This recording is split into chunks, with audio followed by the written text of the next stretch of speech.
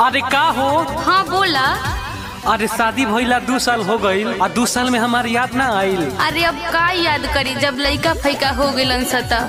अरे लइका हो गइला पर प्यार खत्म हो जाए।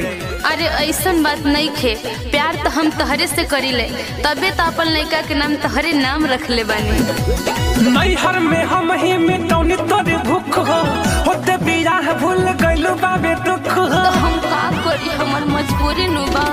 नैहर में हम ही मिटौनी तोरे भूख हो, होते बियाह भूल गइलू बाबे दुख हो। भइलो याद को दे जान तुमर, भइलो याद को दे जान तुमर लइका हो गइल तोरे जोरे जोरे जोरे तोरे हाँ हाँ तोरे तोहरे हो निशानी, चलो ता जवन गोरे गोरे अगला जनिया नाम रखला बने ऊपर तोरे।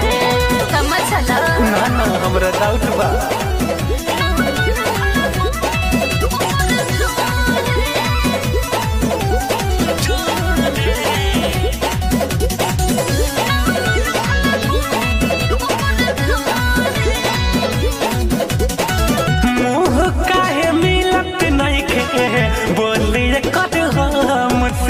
हम बानी गोरी कैसे भइल बाई करी है, खाके क्रिया बताओ कसम से।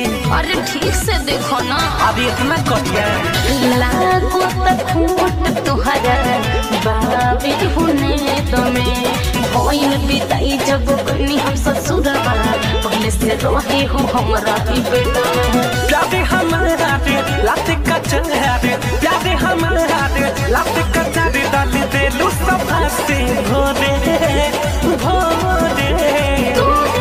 हाँ हाँ तोरे तोहरे हो निशानी, चलो ता जवन गोरे गोरे अगला जनिया नाम रखला बने ऊपर तोरे।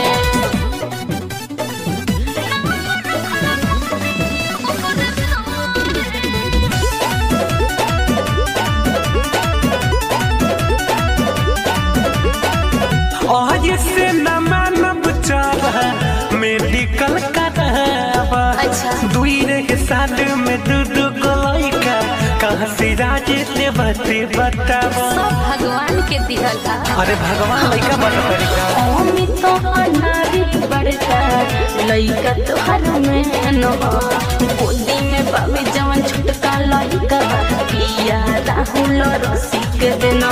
बच गइल है जे बड़ भरा है, बच गइल है जे बड़ भरा जे, होता विश्वास थोड़े थोड़े थोड़े।